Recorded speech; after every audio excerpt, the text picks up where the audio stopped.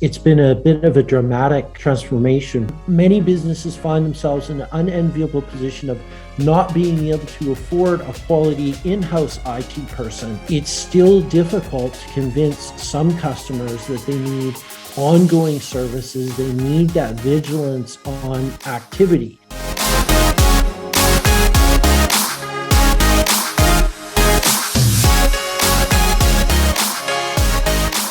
Managed security services in Canada. Great topic ahead of the second annual Managed Security Services Forum, Toronto, on the 24th of February, where Octopi Managed Services are very kindly supporting our event. I'm here with Ian Thornton-Trump, CTO of Octopi, as well as Trevor Yakel, Service Director, also at Octopi. It's a pleasure to have you on. How are you doing? Great, and thank you so much for having us on. Perfect. Well, I tell you what, ahead of the event, I know people will be very keen to explore the landscape in Canada and the evolution of the MSP and perhaps the secure MSP. Ian, can you give us a bit of a flavor of how these last 2 years have sort of unfolded? Yeah, well, I think it's been a bit of a dramatic transformation from what was a traditionally break-fix IT to the per user MSP model. But then it really now is you're a solution provider for various security problems that small, medium enterprise faces. And in particular, Octopi has expertise in looking after dental clinics, legal firms, and a few other organizations that all have data protection concerns and security concerns. So I think every MSP out there has to realize that their customer expectations have never been higher when it comes to providing them a computing environment that will bear scrutiny from regulators and from, of course, the Privacy Commissioner of Canada. I like it. And what sort of pressures have been on with at first a mass work from home and then a mass hybrid working environment and now perhaps a lot of small businesses being remote first, even obviously not in the case of medical practitioners, but I wonder what that has done to the threat landscape and the pressures on the MSP. I'll go to Trev for that because he's at the coalface, as it were, on the ground dealing with these concerns and has been dealing with these concerns for 4 years now. Yeah, so I don't know, we saw a shift of our customers, when it was time to look at hardware refreshes, people or companies are just strictly foregoing desktop computers now, shifting straight to laptops. So us needing to put protection at an endpoint level beyond the corporate firewall, basically, to make sure that when they're computing from their home networks, that things are secure, and just applying those different layered security tactics that you would at an enterprise level or behind your firewall, that you're applying it to now the endpoint. And I like that, Trevor, but what has been difficult for you? I mean, I think what we're going to explore on the 24th is quite a lot of topics relating to the evolution of the MSP, but I wonder what has been difficult and what opportunities have sort of arisen. Have you decided to bundle new things, for example? What are the customers asking for now? It's not so much what they're asking for, but you're right though, we are bundling new things, going down the path of event log monitoring from their cloud providers, making sure that we're monitoring 365 and Azure login attempts, hardening that sort of area, really taking a look at cloud infrastructure, making sure that these things are secure from a remote standpoint. That's very important. And I guess in bundling new things, have you found an increased need to train the end customer? And if so, how are you training them? Is it a MOOC or something else, or is it one-on-one? What does that training aspect and care package look like?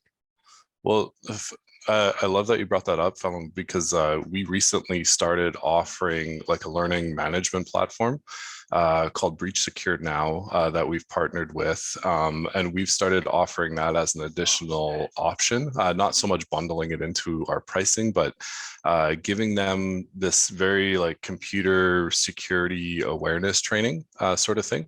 And we've seen great success in it because it's very cost effective.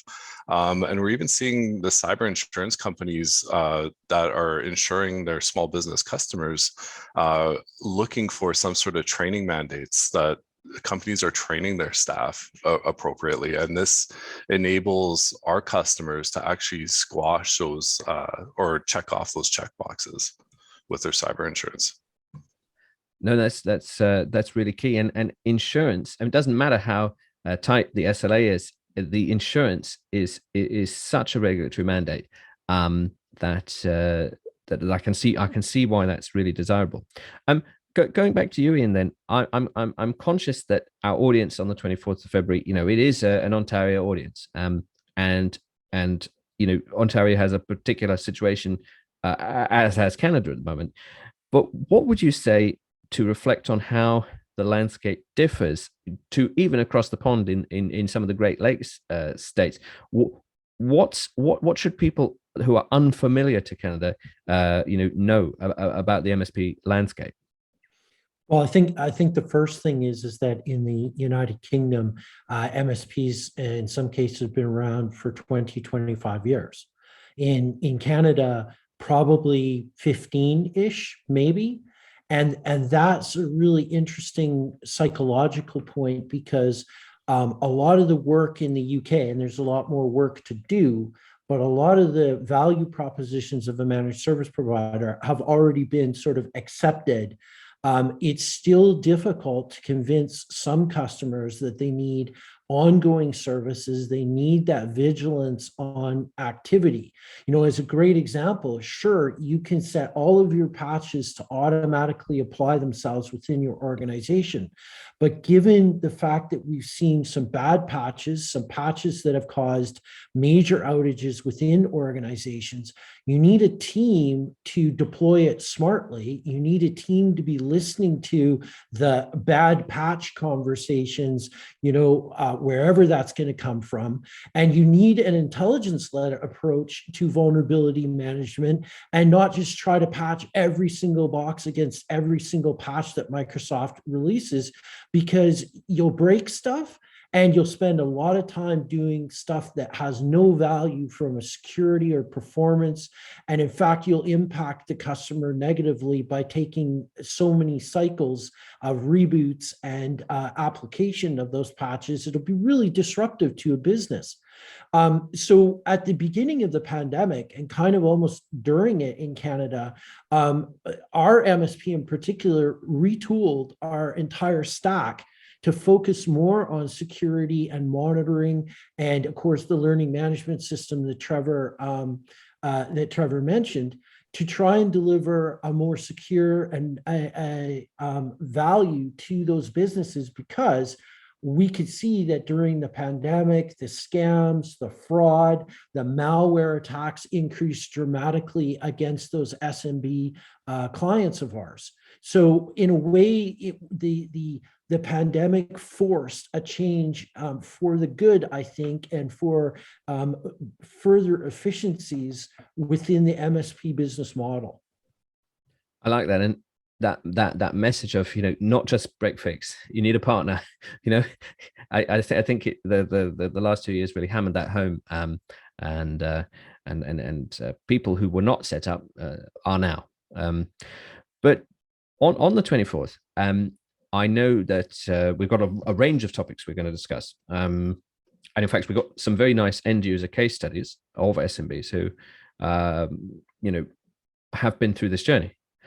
But what do you want your message to be? Because I'm conscious there's a lot of directions we can take it in, and I'd really like your take, maybe a sneak preview of what you would like to say to the community on the day. I think to get the efficiencies and securities that organizations are looking for, there needs to be an understanding. As the MSP, you will spend a lot of your time and effort undoing somebody else's mess. And that's not the most efficient way to onboard a customer. We've been lucky at Octopi to do greenfield builds or to redo entire infrastructure because our customers believed what we had to tell them, which was you'll spend an awful lot of money slowly making this better instead of spending a lot more money to, from the get-go, fix the endemic problems that have been, inherited along the way as different IT service providers, sometimes in-house IT, has done things differently. And there's this whole period of trying to undo or unpick those things within those organizations that get onboarded.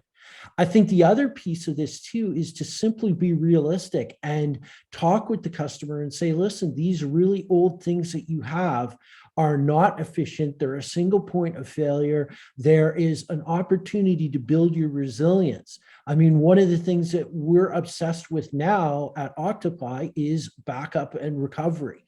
And we've now, I think we're on our third or fourth backup and recovery solution because we finally got one that meets all of our requirements, including the ability to do test restores and give us that result automatically, which is critical if you're signing off on the dotted line that you're executing your fiduciary responsibilities to protect a customer's data, especially when the number one peril out there is a ransomware attack.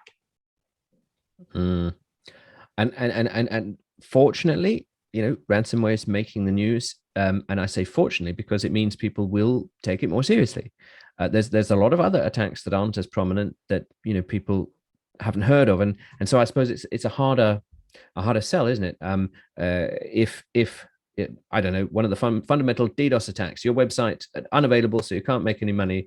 It's dramatic, it's problematic, but perhaps the advent of ransomware, especially being in the mainstream media, has been good for awareness as well as, of course, a massive issue. I wonder then, and maybe this is either for you or for you, Trevor, does Octopi in any way position itself as an MSS, or where would the line be drawn between MSP and MSS? And is it possible to find a happy medium between offering security services and being the customer's MSP? Yeah, I guess this kind of adds on to what you just said too, like with like going through like our third iteration of like a backup and DR solution, where like I think that's why the small mid business needs to partner themselves with a qualified MSP or MSSP, however you want to title it, because we're the ones that are always on the bleeding edge of like looking at new technology, looking at the new tools that are out there. Like a small business doesn't have the capacity to be evaluating new security tools to be running in their environment, whereas like that's kind of where I come in, and that's where I kind of position myself, just to be aware of what's out there, kind of weed through the junk and present like what we feel is a valuable tool to further heighten our customer security posture. I see it very similar in that we're trying to eliminate downtime as best as we can within a customer's organization. And given that the main peril of downtime is either outdated old equipment or malicious actors or even their own staff mistakes, we need to lead with that. And the idea that, many businesses find themselves in an unenviable position of not being able to afford a quality in-house IT person. So they need to look externally at a company. I would describe us as an MSP plus S. And the plus S is really around those customers that come to us and say, we want a learning management system for security awareness training. We want to replace our firewall with something that can catch the type of threats that we worry about, that have automatic blacklisting and whitelisting capability built into the platform. And what's interesting is this has kind of even started to go into the realm that you're familiar with, Phelim, which is the convergence between physical security like CCTV cameras and IoT devices like, televisions, but also alarm systems and phone systems. Because at the end of the day, all of these technologies that the business relies on flows across a network backbone within that business. And sure, can you just plug in devices like crazy into your switch and call it a day?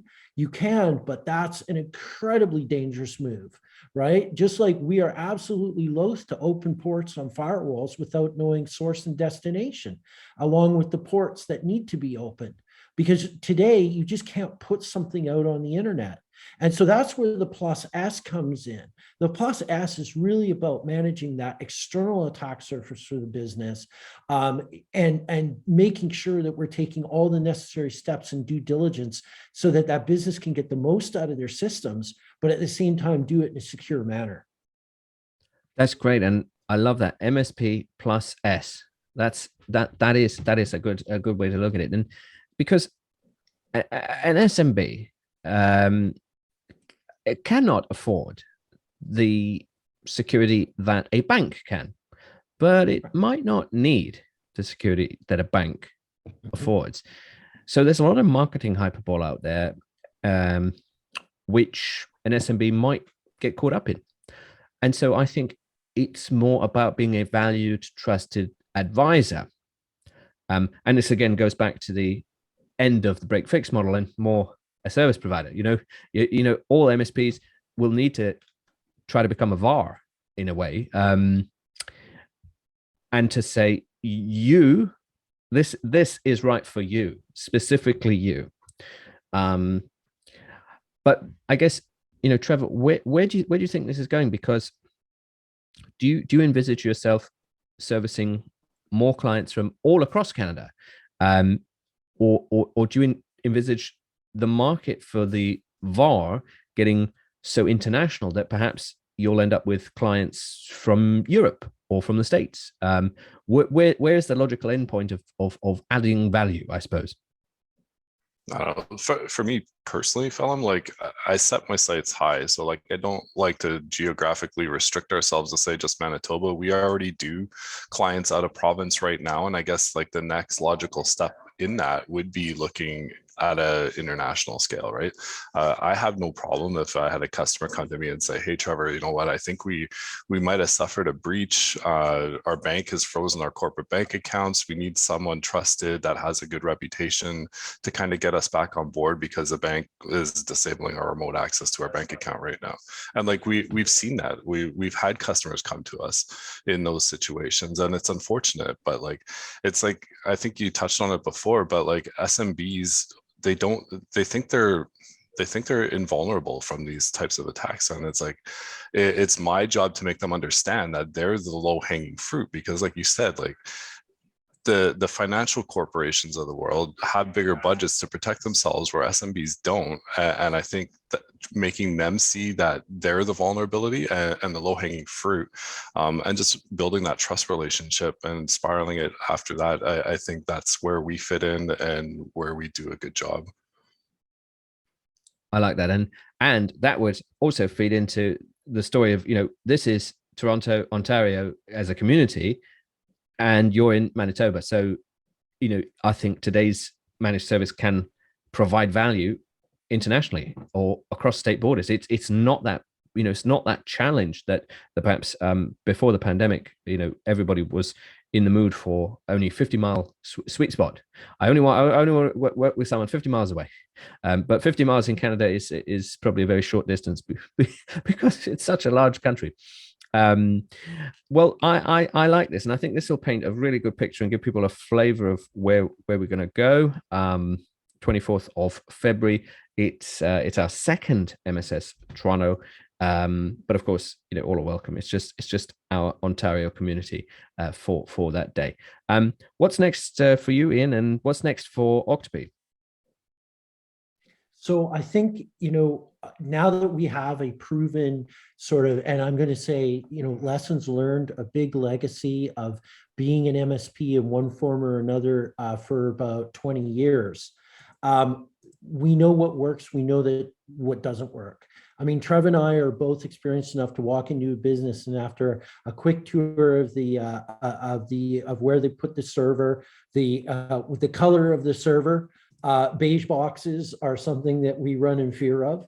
A quick tour around the office to see what kind of infrastructure it is, how structured the cabling is, things like that. We can get an immediate sense of sort of like what the remediation plan and what the necessary steps for an organization are to take. And we can also tell when a small, medium business is trying to pull one on us. There have been a lot of times where they just wanted a quote, and we're like, we're not giving you a quote. We have to come and see what you have before we'll even consider you as a client. Because I like to say, as an MSP, you're one poor choice or bad client away from your profitability. You have to get a package of services that's cost effective, that your team knows what they're doing, and they have a good template and track record of success to put into each customer. And if we're not a right fit because that customer wants to have a lot more risk than we're comfortable with, then we'll have a very serious discussion about what the necessary pre-qualifications are. Because you can really hurt yourself in the MSP business by not selecting your customers with diligence and then performing all of the activities that you've signed on the dotted line to provide, and having the necessary records to prove that you're carrying out that due diligence. And so it's very much a partnership. It's not a client versus a provider relationship, because ultimately what you want your customers to do is engage you on what their thoughts for growth are, what they want to accomplish, what systems they want to look at next. Because nothing's worse than the MSP getting the troubleshooting phone call. And I mean, it still happens because customers, sometimes bounce a little bit around, but nothing's worse for an MSP to get a call saying a bunch of things have stopped working. And, you then find out that a provider for something else has shown up on site and made some changes, unplugged some things, et cetera, et cetera. And I mean, you laugh, but this happens, often where there's proprietary equipment involved in especially in the dental world. I think the other big piece is that the horrific state of the small, medium business client server applications that are still in the field after 5, 10, 15 years are all trying to be supported on modern platforms. And this becomes really difficult. We still live in a world where we have to whitelist directories and whitelist applications because they're unsigned. And every time there's an update pushed, the endpoint detection and response solution goes bonkers. And it can shut down the business. So it's a careful, coordinated effort to move those customers along and both encourage them to a better security posture, at the same time, trying not to disrupt the business by going to security, right? You can go so security that the customer just gets super frustrated because their boxes are being patched all the time. When Microsoft sends out a bad patch for a domain controller, the domain controller goes into a continuous reboot loop, and other things, especially the print nightmare that Microsoft unleashed on us, which killed a bunch of older architectures where there were print servers involved. So it's a constant struggle to sort of save the customer from the evil cyber malicious criminals out there, save the customer from their own sort of mistakes, internally, and then, you know, apply a layer of security that's suitable based on that customer's risk tolerance. So there's a lot of balls in the air that the modern MSP is juggling. A great analogy. I love it. Well, Ian and Trevor, look forward very much to welcoming you on the 24th of February. And yes, thank you very much for supporting the event. You're welcome. Thank you too. Yeah.